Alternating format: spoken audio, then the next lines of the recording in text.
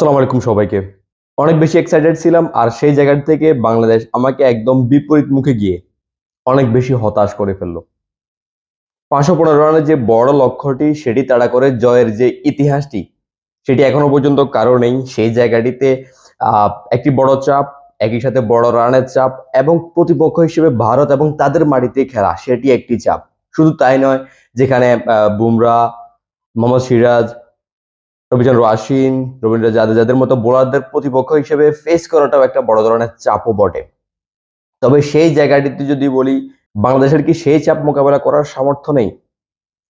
Opening থেকে শুরু করে জাকির হাসান এবং সাদমান ইসলাম দুজনেই কিন্তু 10+ ম্যাচ খেলে ফেলেছে। এখানে তাসকিন আহমেদ তাজিম, সেও 10+ ম্যাচ খেলেছে। একদম তরুণ বললে এই জায়গাটিতে রয়েছে নাহিদ রানা এবং হাসান মাহমুদ। আর এর মাঝখানে মোমিনুল হক, মুশফিকুর রহিম, সাকিব আল হাসান, লিটন কুমার দাস, মেহেদী হাসান মিরাজ। অভিজ্ঞতার একটা বড় ঝুলি কিন্তু বাংলাদেশের মিডল অর্ডার এবং লোয়ার মিডল অর্ডারে রয়েছে। আর সেখানে প্রথম ইনিংসে বাংলাদেশ 149 রানে অল আউট হওয়ার পর দ্বিতীয় ইনিংসেও একটু প্রতিরোধ গড়েছে, তবে সেখানে সেটিকে ফাইট ব্যাক বলা যায় না, সেটিকে ফিরে আসাও বলা যায় না।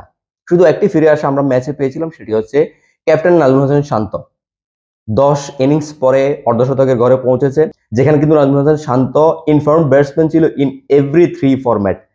সেখানে নাজমুল হোসেন শান্ত অনেকদিন ধরে ব্যর্থ ছিল এবং আজকে রানে ফিরেছে। তবে অপর প্রান্ত দিয়ে সাকিব আল হাসানকে পেয়েছিল, মুশফিকুর রহিমকে পেয়েছিল, লিটন কুমার দাস, মেহেদী হাসান মিরাজ, কেউ তাকে ভালোভাবে সঙ্গ দিতে পারেনি এবং তার ফলশ্রুতিতে এক পাশে দাঁড়িয়ে 82 রানের ইনিংস খেললো, অন্য পাশে কেউ ভালো সঙ্গ দিতে পারেনি এবং শেষ পর্যন্ত ভারত 280 রানের বড় ব্যবধানে যে জয়টি সেটি পেল বাংলাদেশের বিপক্ষে।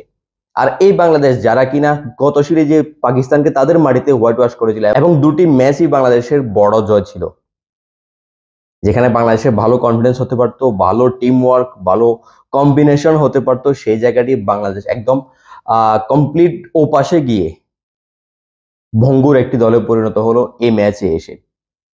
বাট স্টিল আমি চেন্নাইয়ের যে ম্যাচটি হয়েছে সেখানে এসে বাংলাদেশকে পুরোপুরি জাজ করব না, কারণ যেহেতু আগের সিরিজে বাংলাদেশ খুব ভালো খেলেছে, সেখান থেকে আমি এখনো পর্যন্ত জাস্ট একটি ম্যাচ মাঝখানে দিয়ে খুব বেশি বলে ফেলা বা খুব বেশি জাজ করে ফেলাটা উচিত হবে না। আগামী ম্যাচে বাংলাদেশ ভালোভাবে ফিরে আসুক আর ভারতের বিপক্ষে যে কাঙ্ক্ষিত জয়টি টেস্টে সেটি নিয়ে আসুক।